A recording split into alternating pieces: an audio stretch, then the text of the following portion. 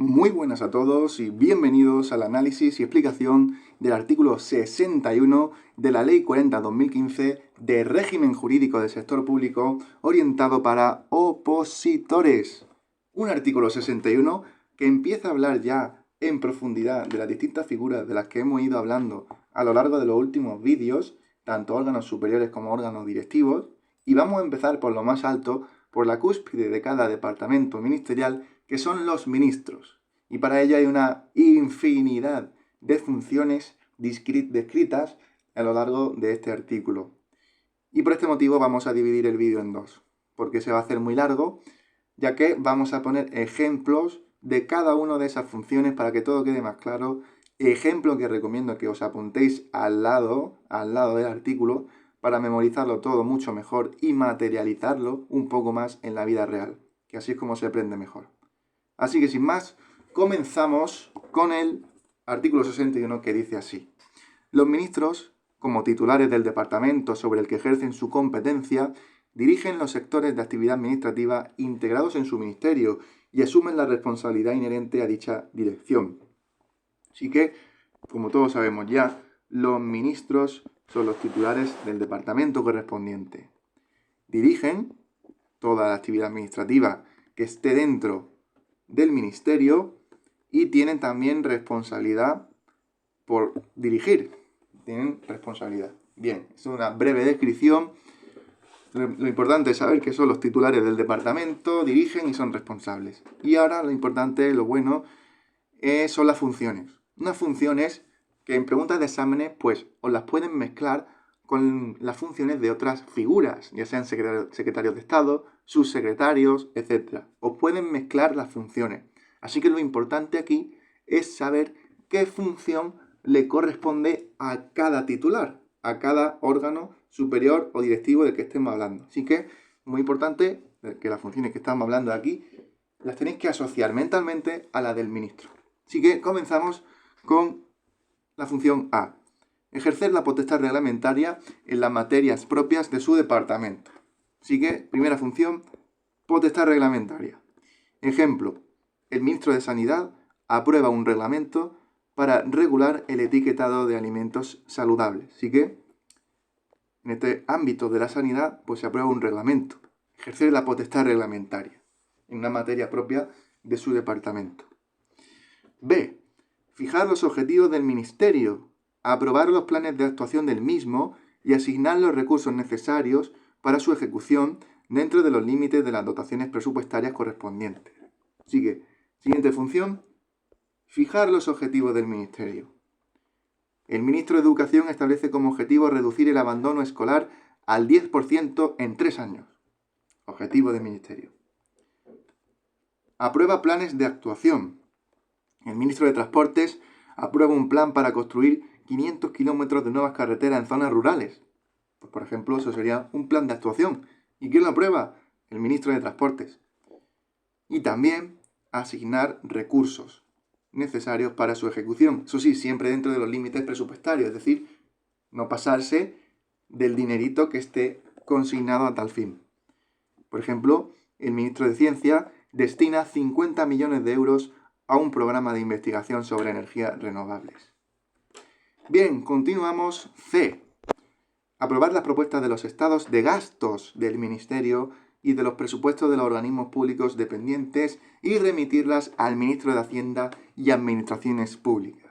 Así que, a aprobar las propuestas de los estados de gasto y de los presupuestos de los dependientes, organismos públicos dependientes. Por ejemplo, el ministro de Defensa aprueba el presupuesto anual destinado a renovar material militar. Y también todo esto, importante, hay que remitirlo al Ministerio de Hacienda y Administraciones Públicas, ya que estamos hablando de dinero. Bien, continuamos con el D: determinar y, en su caso, proponer la organización interna de su ministerio de acuerdo con las competencias que le atribuye esta ley. Así que el ministro organiza lo que hay dentro de su casa, lo que hay dentro de su departamento. El ministro de Justicia propone crear una nueva Dirección General para la Digitalización de los Juzgados. Sería un ejemplo de esto. Bien, yo creo que con los ejemplos pues queda mucho más claro. Continuamos con el E, evaluar la realización de los planes de actuación del Ministerio por parte de los órganos superiores y órganos directivos y ejercer el control de la eficacia respecto de la actuación de dichos órganos y de los organismos públicos dependientes sin perjuicio de lo dispuesto en la Ley 47/2003 de 26 de noviembre general presupuestaria.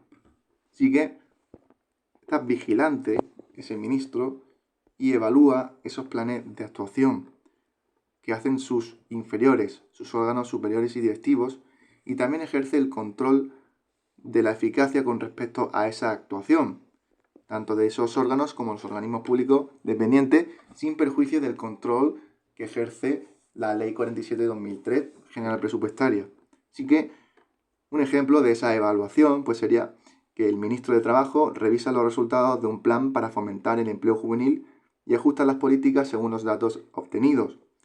Un ejemplo de control de eficacia de la actuación, pues el ministro de Hacienda supervisa que los directores generales cumplan con los plazos establecidos para implementar una nueva reforma fiscal.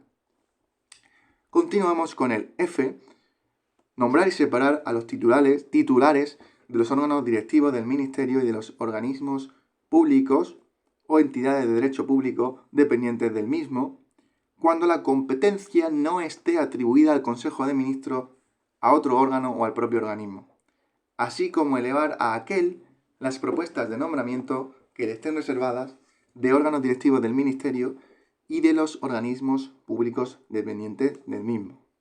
Así que, nombramiento y separación, es decir, nombrar y echar a los titulares de los órganos directivos. Estamos hablando solo de los directivos, no de los superiores. No caigáis ahí.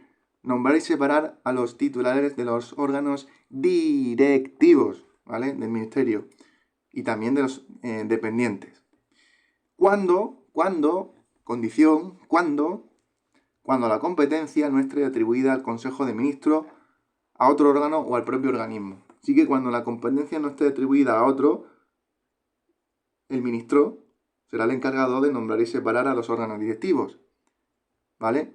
Pero cuando sí esté atribuida a competencia, pues lo que hace el ministro es elevarle al Consejo de Ministros las propuestas de nombramiento de órganos directivos, ¿vale? Así que cuando no esté atribuida la competencia al Consejo de Ministros, el ministro nombra y separa a órganos directivos, pero cuando sí esté atribuida, simplemente le eleva la propuesta, ¿vale? Por ejemplo, el ministro del Interior nombra a un nuevo director general de la Policía Nacional. O, en el caso de elevar, el ministro de Exteriores propone al Consejo de Ministros el nombramiento de un nuevo embajador en Estados Unidos. Bien, G. Autorizar las comisiones de servicio con derecho a indemnización por cuantía exacta para altos cargos dependientes del ministro. Así que, autorizar comisiones de servicio con derecho a indemnización por cuantía exacta para altos cargos. Ejemplo, el ministro de Cultura autoriza que el secretario general del ministerio asista a un congreso internacional en París, cubriendo sus gastos. H. Mantener las relaciones con las comunidades autónomas y convocar las conferencias sectoriales y los órganos de cooperación en el ámbito de las competencias atribuidas a su departamento. Así que ese ministro pues debe tener relaciones y buenas relaciones con las comunidades autónomas. Por ejemplo, el ministro de Industria acuerda con varias comunidades autónomas incentivos para atraer inversiones en energías renovables. Y también convoca conferencias sectoriales y órganos de cooperación. Es decir, todo está enfocado a tener buenas relaciones. Por ejemplo de esto último, el ministro de Agricultura convoca una conferencia sectorial con los consejeros autonómicos para coordinar la gestión de una sequía. Bien, seguimos con los tres últimos de este vídeo. Y latina. Dirigir la actuación de los titulares de los órganos superiores y directivos del ministerio, impartirles instrucciones concretas y delegarles competencias propias. Así que, pues es el jefe El ministro es el jefe, dirige la actuación de órganos superiores y directivos. Los dirige, porque está en la cúspide, ¿vale? Solo nombra a los directivos, pero dirige a los superiores y directivos. Le da instrucciones y puede delegarles competencias. Ejemplo, el ministro de Economía ordena al secretario de Estado de Economía priorizar la elaboración de un informe sobre el impacto de la inflación. J. Revisar de oficio los actos administrativos y resolver los conflictos de atribuciones cuando les corresponda, así como plantear los que procedan con otros ministerios. Así que ya sabemos lo que es la revisión de oficio.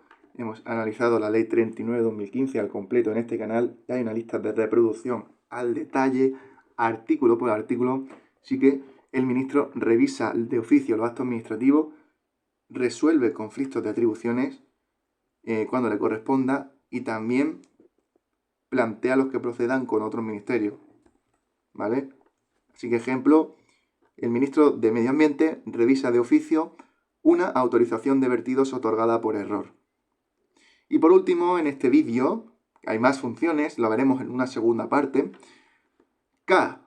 Celebrar en el ámbito de su competencia contratos y convenios, sin perjuicio de la autorización del Consejo de Ministros cuando sea preceptiva. Así que, celebrar contratos y convenios,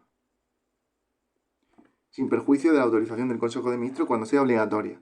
Ejemplo de ello, el ministro de Sanidad firma un convenio con una farmacéutica para garantizar el suministro de vacunas contra la gripe.